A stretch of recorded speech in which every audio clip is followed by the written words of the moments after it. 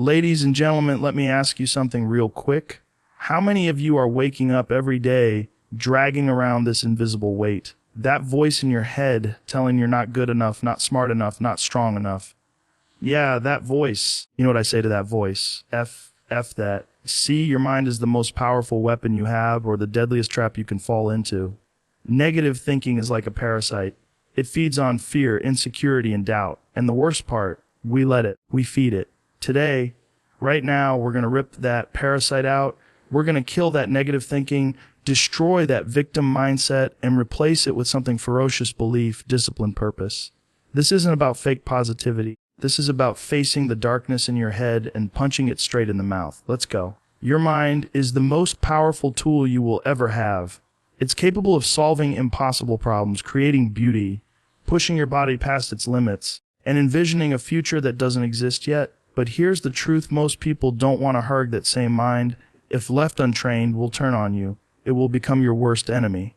It will lie, it will sabotage, and it will trap you in a loop of fear, anxiety, and regret. The brain is not naturally wired for happiness or success. It's wired for survival, and survival isn't about thriving. It's about staying in your comfort zone, avoiding risk, and repeating patterns. That means if you're not training your mind every single day, it's training you to stay small. Your thoughts create your reality. If your thinking is chaotic, undisciplined, negative, or reactive, then your life will reflect that chaos. Think about it. How often do we accept the first thought that pops into our head? I can't do this. I'm not good enough. What if I fail? Most people treat those thoughts like gospel, but they're not truth. They're habits. Mental habits formed over years of failure, rejection, and conditioning. And just like physical habits can be broken and rebuilt, so can mental ones. But it takes work. Real, uncomfortable, daily work. Training your mind isn't about forcing yourself to be positive all the time. That's fake. It's about learning to become the observer of your thoughts instead of the victim of them. When that negative thought shows up, you don't just accept it. You question it. You talk back. You ask, is this helping me or hurting me? And if it's hurting, you replace it with something stronger. You rewire that loop. You teach your brain that you're in charge, not the fear. This isn't some spiritual fluff. This is neurological truth. Neuroplasticity is real. Your brain literally reshapes itself based on repetition and focus. So what are you repeating? What are you focusing on? Because that's what you're becoming. Think of your mind like a gym. If you never work out, your body gets weak, stiff, unhealthy. Same with the mind. If you don't train it by reading, meditating, journaling, reflecting, exposing yourself to hard ideas and uncomfortable truths, it gets lazy, sloppy, reactive. The default setting of an untrained mind is weakness. It gets pushed around by emotion, by environment, by other people's opinions. But a trained mind is a beast. It doesn't run from failure. It hunts it down because it knows power on the other side. It doesn't crumble under stress. Sharpens. It doesn't need constant reassurance. It knows who the hell it is. This is why discipline matters. Not just physical discipline, but mental discipline. Every time you choose not to give in to distraction, not to believe a limiting thought, not to react with emotion, you're building mental muscle. And the stronger that muscle gets, the more you own your life. You can't control everything, but you can control how you respond. That's mental strength. That's what separates winners from talkers. Not talent, not luck, not even intelligence, but the ability to master what happens between their ears. Most people never learn how to do this because they've been told their mind is just how they are. That's nonsense. You are not your thoughts. You are the one who notices them. The real you is deeper than that. But the only way to access that real power is to step up and start taking control. To train your mind like it's life or death. Because sometimes it actually is. Negative thoughts are like weeds. They don't need permission to grow. They pop up uninvited, choke out everything good, and if you let them stay, they take over your entire mental landscape. The mistake most people make isn't having negative thoughts. That's human. The mistake is feeding them, giving them power, believing them, entertaining them. You can't always stop a negative thought from showing up, but you can decide whether or not to feed it. And feeding it is exactly what happens when you dwell on it, when you replay it in your head over and over, when you attach emotion to it, and when you talk about it like it's a fact instead of a feeling. Every time you do that, you're strengthening it, giving it roots, and letting it dictate your behavior. People don't realize how subtle it is. You wake up tired, and the first thought is, Today's going to suck. That single thought becomes the lens you see the entire day through. It lowers your energy, colors your decisions, and affects how you talk to people. Before you know it, you're halfway through the day confirming the prediction you made for yourself, not because it was true, because you believed it and acted like it was. That's how powerful feeding negative thoughts can be. You turn possibilities into limitations without even noticing, and then you say, "See, I knew it," not realizing you're the one who made it that way. The crazy part is, most of the negative stuff you think isn't even yours. It's recycled. It came from somewhere, your parents, your past, your trauma, your social circle, your failures. And now it lives in your mind rent-free, disguised as your own voice. It's not your voice. It's an echo of pain, fear, and programming. And until you learn to separate you from a hub, you'll keep mistaking it for truth.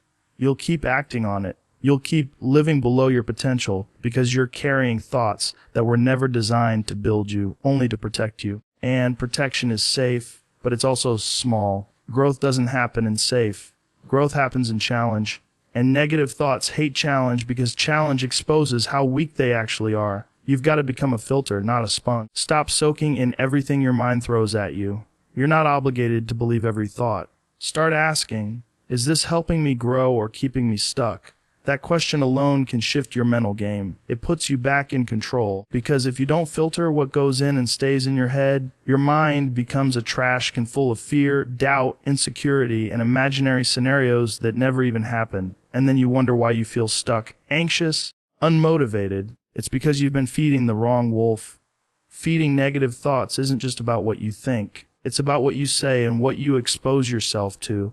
The people you listen to, the content you consume, the way you talk to yourself, all of it feeds something. So what are you feeding? Every sarcastic comment about how you always mess up, that's food. Every post you scroll past that makes you feel like you're behind in life, that's food. Every excuse you repeat about why you're not ready yet, more food.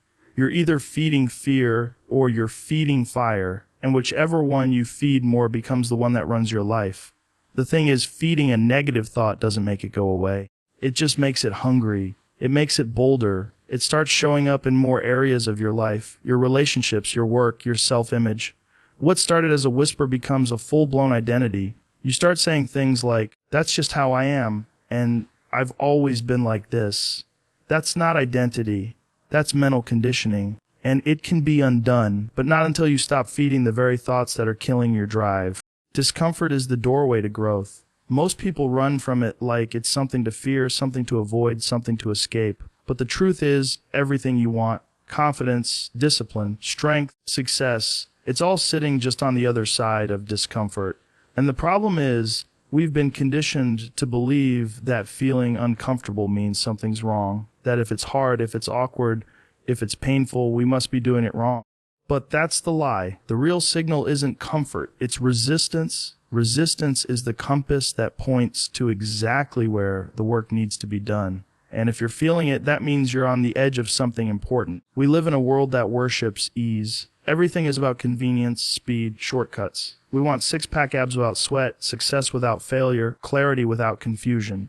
But growth doesn't come gift-wrapped. It comes through friction, through failure, through discomfort. That's where your character is forged. When you push your body past its limits, it grows stronger. When you push your mind past its limits, it expands. But that doesn't happen when you stay in the warm, predictable, safe zone of comfort. That happens when you choose to lean into the burn.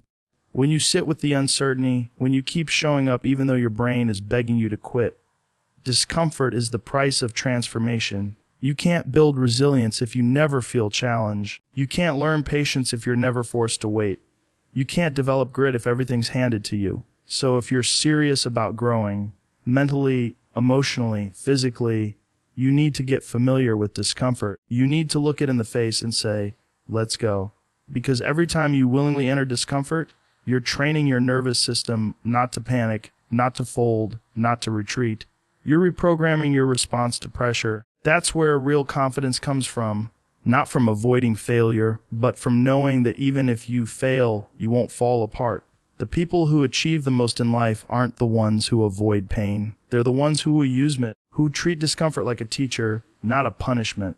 When something feels uncomfortable, whether it's public speaking, starting a new habit, facing rejection, having a hard conversation, most people step back. But the ones who grow step forward. They walk straight into it. Not because it feels good, but because they know what's waiting on the other side: clarity, freedom, progress. And that progress isn't loud. It's not always exciting. Sometimes it feels like grinding in silence, doubting yourself, facing fear head on. That's the truth people don't post about. But that's where the magic happens. Growth isn't a comfortable process. It breaks you down. It exposes your weaknesses. It tests your patience. And it makes you question whether it's all worth it. That's the point. That pressure is part of the process. You don't grow through doing what you've always done. You grow by stretching, physically, mentally, emotionally. And stretching hurts, but it also makes you more capable, more aware, more powerful. And once you go through it enough times, you start to crave it. Not the pain itself, but what it represents: progress, movement, the sense that you're evolving into someone stronger than you were yesterday. Most people want to feel better first, then act. But real growth happens when you act before you feel ready. When you move while still doubting. When you speak up even while shaking. When you keep going even when you're tired. That's what builds you. Every time you step into discomfort, you're casting a vote for the future of yourself you're trying to become. You're telling your brain, this is who I am now. And over time, that identity takes root. Not because it was easy, but because you earned it through the fire of resistance. Your thoughts lie to you more than you realize. They dress themselves up as truth, as logic, as reason, but most of the time they're just fear in disguise. The mind is a storyteller. It creates narratives to protect you, to keep you from risk, to help you avoid discomfort. But the stories it tells aren't always helpful, and they're definitely not always true. You're not ready. You're always mess things up. What's the point? These thoughts sound like facts, but they're not. They're scripts. Old, worn-out scripts that have been playing in your head for years, unchecked and unchallenged. The real problem isn't that negative or limiting thoughts exist. That's part of being human. The problem is that we trust them without asking questions. We don't challenge the validity. We don't examine the evidence. We just accept them. And once you accept a thought as truth, you start to act like it's true. That's where the danger is. Thoughts shape your emotions, which shape your actions, shape your results. One lie repeated often enough in your mind becomes the foundation of how you live your life. It becomes your self-image. And that image can either be a prison or a launch pad. Depending on how you manage what's going on upstairs, learning to challenge your thoughts is one of the most powerful skills you can develop. When a thought shows up, especially one that feels heavy or limiting, pause and interrogate it. Where did it come from? Is it based on actual evidence or just emotion? Is it helping you move forward or holding you back? Most people never stop to ask. They feel something, they think something, and they let it run the show. But the truth is, you can take control. You can choose to respond instead of react. You can create space between thought and action. That space is where freedom lives. You're not responsible for the first thought that pops into your head. That's conditioning. That's programming. But you are responsible for the second thought, the one you choose to follow it with. That's where your power lies. You can override the initial impulse. You can replace lies with truth. You can remind yourself that fear isn't a reason to stop. It's just a signal that you're stepping outside your comfort zone. And stepping outside that zone is where transformation happens. Think of your mind like a courtroom. Every thought is a witness. Some are credible. Some are not. Some are helpful. Some are destructive. If you were a judge, would you let a lying witness dictate the outcome of a trial? No. So why let a lying thought dictate the course of your life? You have to cross-examine. You have to put that thought under pressure, because only then do you discover which thoughts are guiding you toward your best self and which ones are holding you hostage. The problem is, most of us have never been taught how to do this. We're taught how to memorize facts, how to follow rules, how to meet expectations, but we're not taught how to question our own mind. We're not shown how to step back and say, wait, is this thought useful? Is it kind, true? So, instead, we internalize it. We live by it. And over time, that mental noise becomes so loud we can't even hear our own voice underneath it. But once you learn to challenge your thoughts, everything changes. You stop being a passive consumer of your own mental junk and start becoming an active editor. You choose what stays and what goes. You get clear on what's real and what's residue from your past. And that clarity opens doors. Doors to confidence, to peace, to progress. Because When you stop believing every thought your mind throws at you, you start discovering who you really are underneath all the noise. Victim mentality is one of the heaviest chains a person can carry. It convinces you that life is happening to you instead of through you, that your problems are permanent, that the world is unfair, that your potential is capped because of what someone else did or didn't do. And once that mindset takes hold, it starts infecting everything: your decisions, your relationships, your habits, your goals. You stop asking, how can I grow from this? And start asking, why does this always happen to me? That one question is poison. It keeps you trapped in a loop where blame becomes more familiar than responsibility and excuses feel safer than action. But here's the raw truth: nobody is coming to save you. No one's going to hand you the discipline, the mindset, the resilience, the opportunities. You have to build those with your own two hands. And the first step is killing that victim voice in your head. The voice that says, I can't help it. I'm just not lucky. That's just how life is. That voice is weak. That voice is lying. That voice is keeping you small, and it needs to be silenced. Replacing victim mentality with warrior discipline isn't about pretending your pain didn't happen. It's about refusing to let that pain write your story. It's about saying, yes, I've been through some shit, but that's not where I stop. That's where I start. Discipline is the opposite of victimhood. It says, I don't care what happened yesterday, I'm showing up today. It says, I may not be in control of everything, but I'm in control of how I respond, how I carry myself, how I build from here. People often confuse discipline with punishment, but discipline is freedom. Discipline is the path to self-respect. It's not about being perfect. It's about being consistent. It's about doing the thing you said you were going to do, even when you don't feel like it, especially when you don't feel like it. Because every time you do that, you chip away at the weakness. You prove to yourself that you're not a slave to mood, to fear, to circumstances. Victim mentality says, I can't because. Warrior discipline says, I will, no matter what. One is routed in excuses, the other in effort. One keeps you stuck. The other moves you forward even when it's slow, even when it's messy, and you don't need to overhaul your whole life overnight to start making this shift. You just need to start taking ownership, radical, uncomfortable, full-blown ownership of your choices. That's the turning point. That's where the victim dies and the warrior wakes up. This isn't about pretending you don't have struggles. Everyone has pain. Everyone has a backstory. But the strongest people you know, they turned their pain into purpose. They turned their past into fuel. And the only difference between them and the ones who stay stuck is mindset. It's the decision to stop making excuses and start making moves. To get uncomfortable, to hold themselves accountable, to demand more from themselves than the world ever asked for. You want to stop feeling like life is against you. Start doing hard things on purpose. Start creating your own pressure so the world's pressure doesn't crush you. That's what discipline is. It's self-inflicted challenge. It's putting yourself in situations that force growth, not waiting for life to push you there. Victims wait. Warriors initiate. Victims react. Warriors prepare. Discipline is what turns chaos into order, weakness into strength, fear into focus. You're not broken. You're just undisciplined. And the beauty of that is discipline can be built. It can be trained just like a muscle. The more you use it, the stronger it gets. And with that strength comes momentum. And with momentum comes power. But it all starts the moment you stop pointing fingers and start drawing a line in the sand that says, this is on me now. Momentum is built, not given. It doesn't show up because you thought about starting. It doesn't magically appear after you've read enough books or watched enough motivational videos. Momentum is earned through movement, through action, through showing up when it's inconvenient, when it's boring, when it's painful, when it's far from perfect. People wait for motivation like it's a bus that's going to pull up in front of their house and invite them to greatness. But motivation is fickle. Momentum is reliable. And the way you build it is by doing the damn thing, especially when you don't feel like it. Most people stay stuck not because they don't have potential, but because they never stay in motion long enough to gain traction. They start, stop, second guess, overthink, delay, and then wonder why they're in the same place they were 6 months ago. Progress isn't about giant leaps. It's about stacking small wins, one after another, until the weight of your own effort starts pulling you forward without needing to be pushed. That's what momentum does.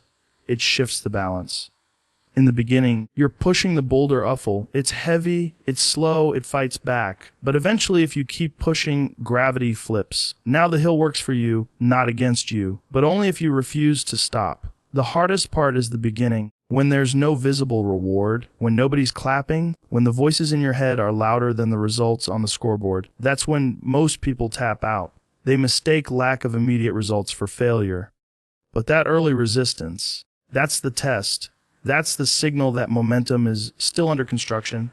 You're not behind. You're just at the part of the process where most people quit. The real game is won by those who can stay consistent in the silence, who can keep moving before the momentum kicks in. Because once it does, everything changes. You stop needing hype to act. You stop needing to feel inspired every morning. Your actions create their own energy. And when you've got momentum, things start falling into place, not by luck, but by alignment. Your habits support your goals. Your mind supports your effort. Your results, even if they're small, start building belief. And belief multiplies momentum. It's a loop. But you don't get the loop until you earn the right to be in it. Momentum doesn't care how slow you start. It doesn't care how messy it looks. All it cares about is that you start and you keep going.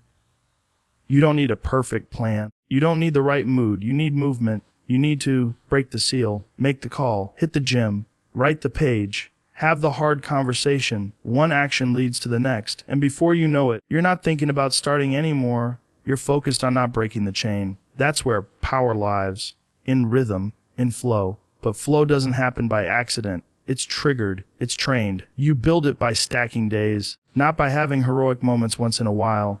And the beauty of momentum is that it makes hard things easier over time.